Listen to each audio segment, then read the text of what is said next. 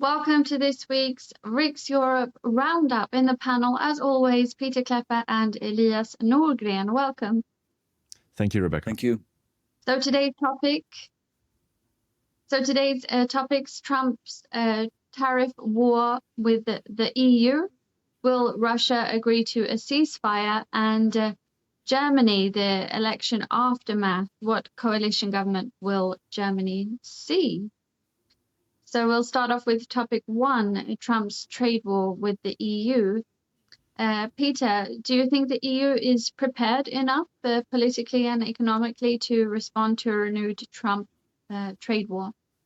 Well, this is a big week. Finally, we saw the Trump tariffs entering into force, the tariffs on European imports into America. And immediately the European Commission, which has this power, has retaliated.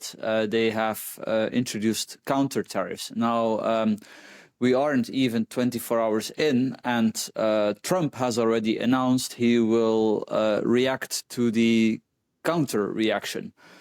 So he has said that he will impose a 200% tariff on French champagne, Italian wine, European alcoholic drinks, and he thinks that this will greatly help American competitors.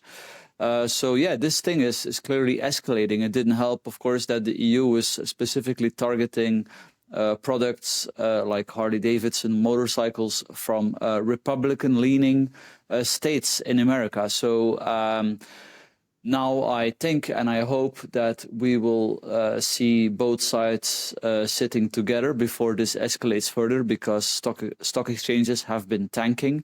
And then Trump is going to pull out his list that is so far, I would think, unknown, his list with demands for the EU. Now, if the EU is smart, then they come forward with their own suggestions. And of course, if you look into it, the media are all crying and screaming about Trump being a protectionist and whatnot.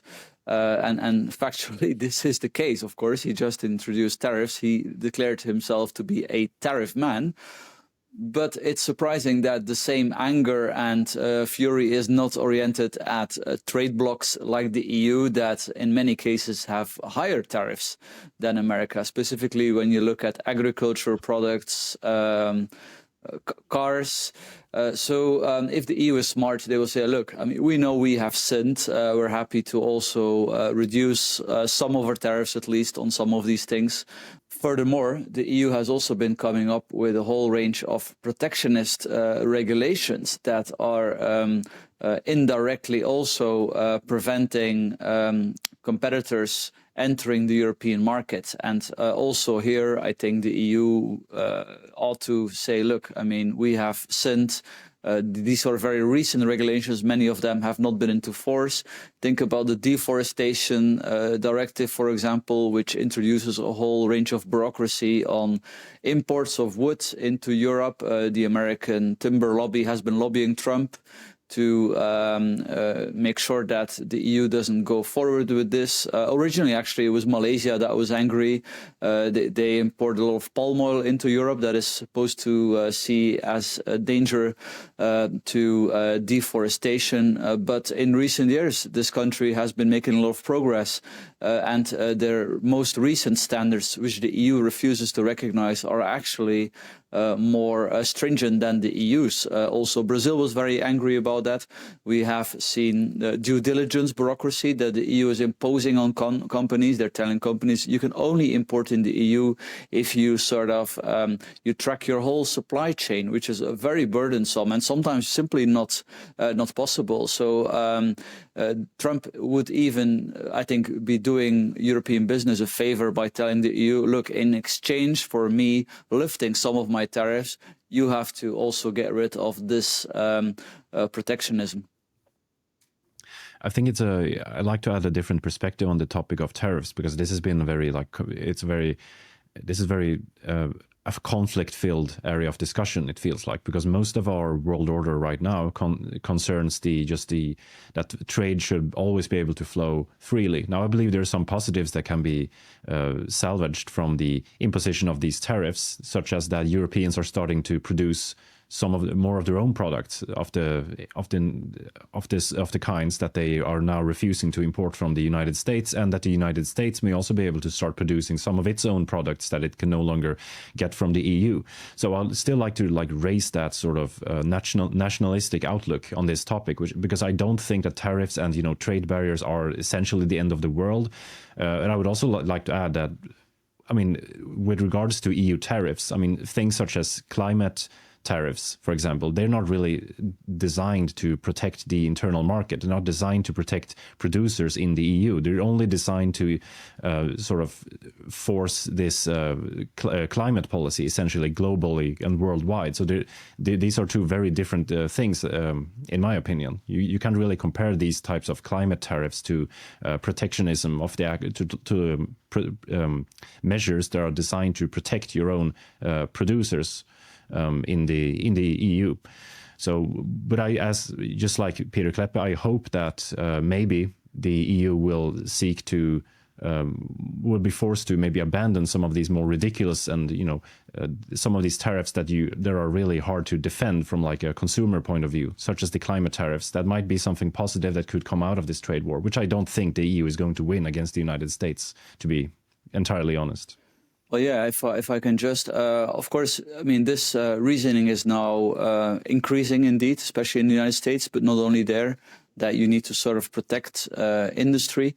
But if you look at many products, they are so global that ultimately you're weakening your national industry if you make it harder for them to import certain elements, because you can easily point at winners when you introduce tariffs. For example, think about Trump's tariffs on French wine. Well, of course, this will help, Californian winemakers, but there's a hidden cost.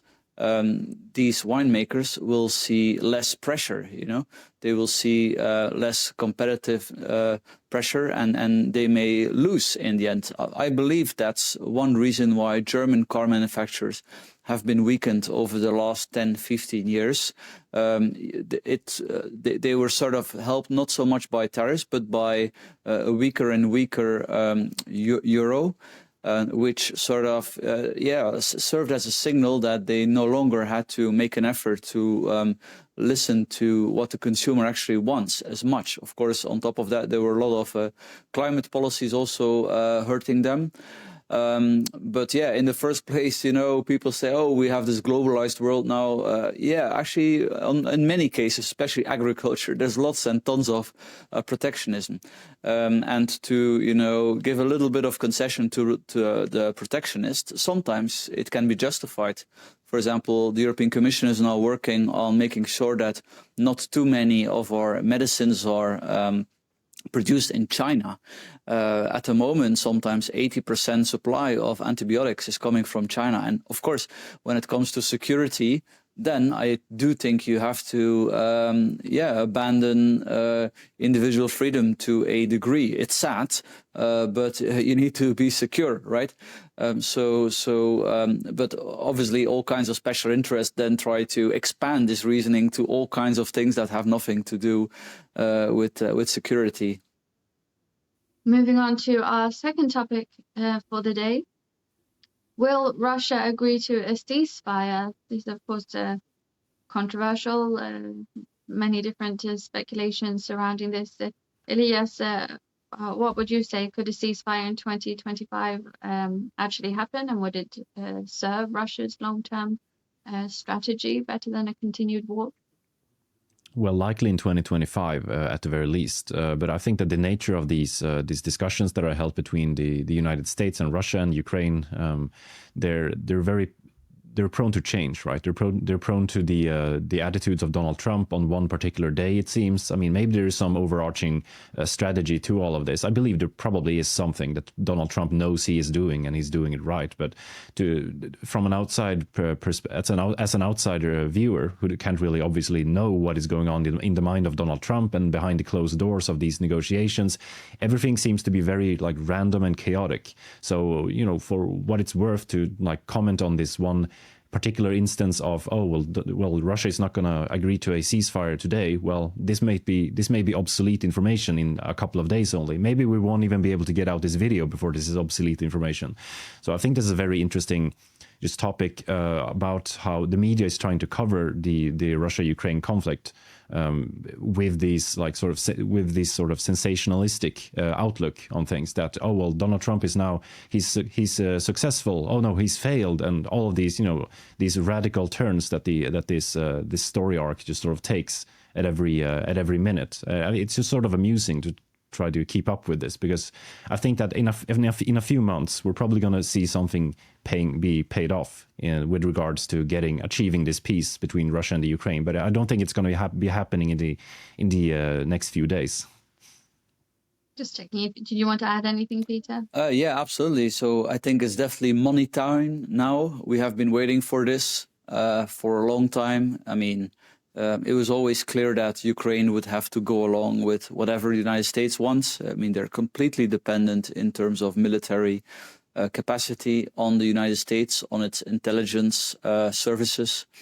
In the end, Zelensky went along and made some important compromises, to his credit. Of course, unsurprisingly, the first messages out of the Kremlin are not very positive. The advisor of Putin just gave an interview to the FT saying that he doesn't think it's a good time to have a ceasefire now that Ukraine is losing on the battlefield. But indeed, as Elia said, let's see. I think it's a very interesting attempt by President Trump. Let's be honest, he may well fail. But it's great to see him at least trying to make an end to this horrendous conflict. I do think, personally, if I were to advise Putin, it would be good to,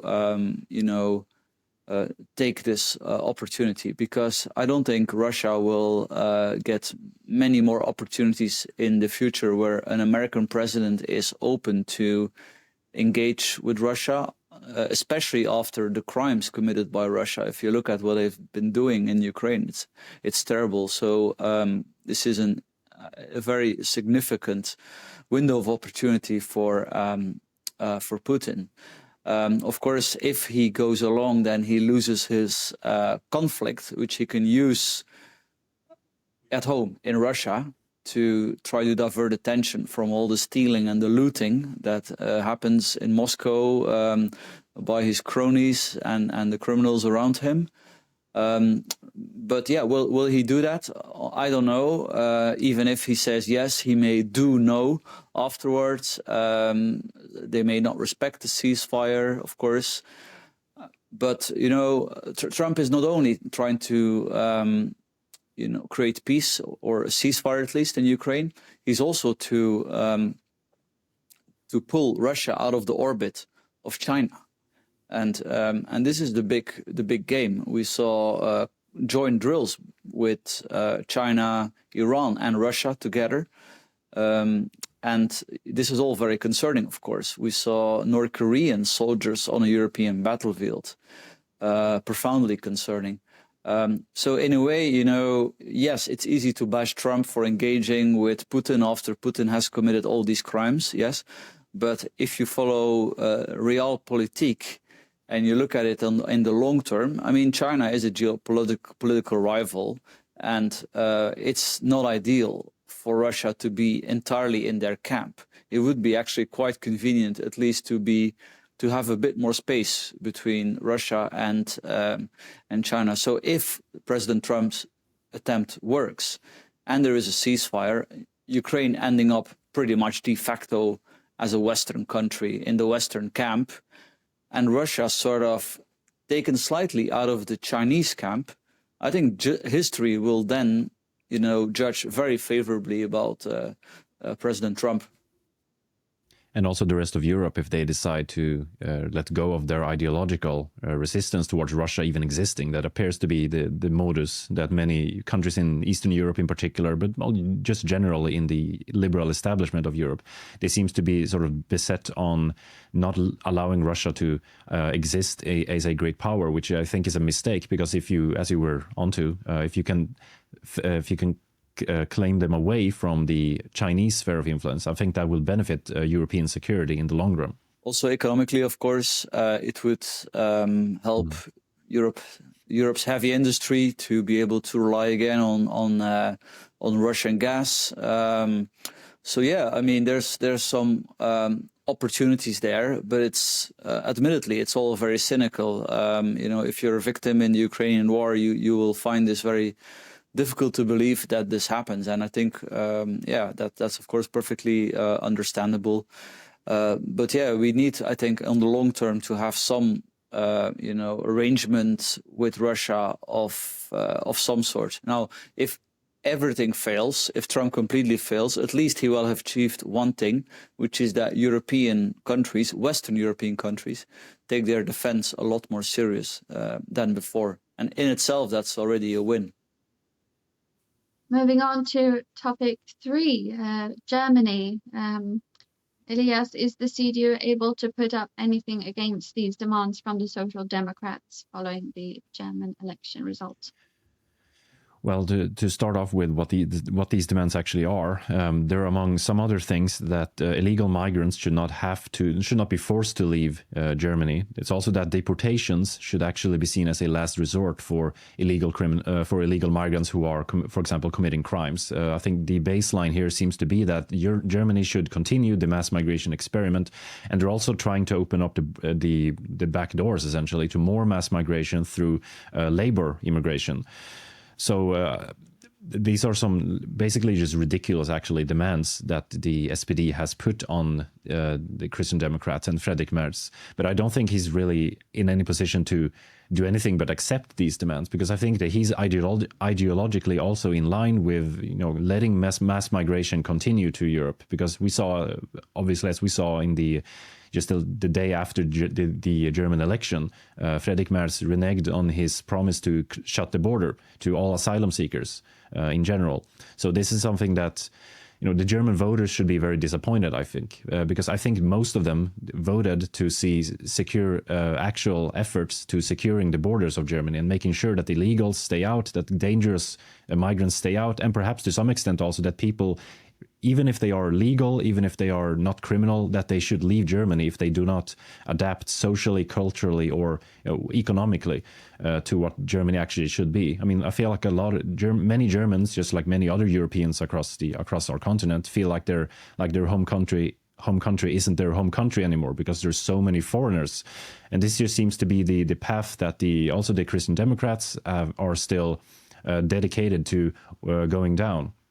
And I think that if a government forms with a very liberal immigration platform, such as this, which is very likely to be the case right now, then this is only going to further embolden parties like the AfD, and we're probably going to see a lot more right-wing voters, especially, bleeding to the AfD in the next election, which is only in 5 years, and that's a long time. But that also means that there are so many negative consequences that can come from the prolonging of these terrible policies that Germany, at least the mainstream German politicians, seems to not have learned any lessons from whatsoever.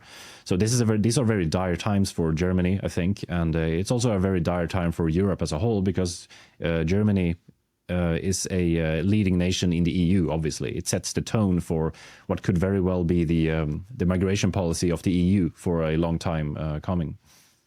Yeah, and I mean, it's incredible that the SPD, the German Social Democrats, they are not even in favor of deportations of people that are illegally on the territory. I think there's two options. Either you're in favor of democracy and you say, look, if a democratic majority, of course, within the bounds of human rights, decides this, X, Y, Z, then this has to be implemented.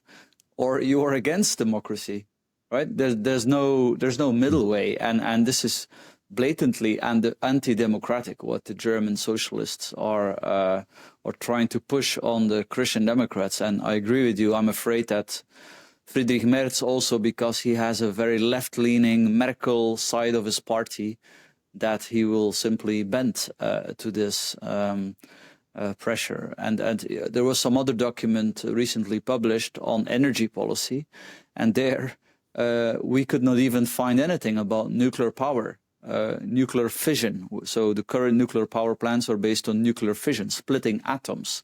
The only element that was mentioned in that little document was that Germany would explore opportunities for nuclear fusion.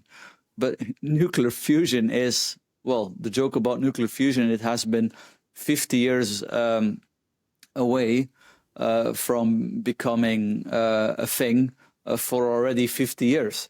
So this is a physical experiment, and let's hope it works. But so just to, it's a small thing, but it just shows how deluded German mainstream politics really is. At the moment, we have this major migration crisis.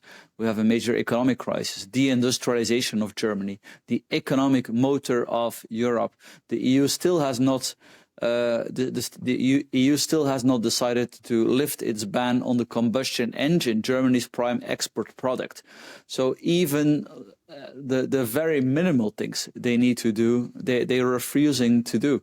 Yeah, it's very problematic, I think. So that's all we have time for today. Thank you, Elias Nordgren and Peter Klepper. Thank you, Rebecca. Thank you. And thank you for watching Riks Europe.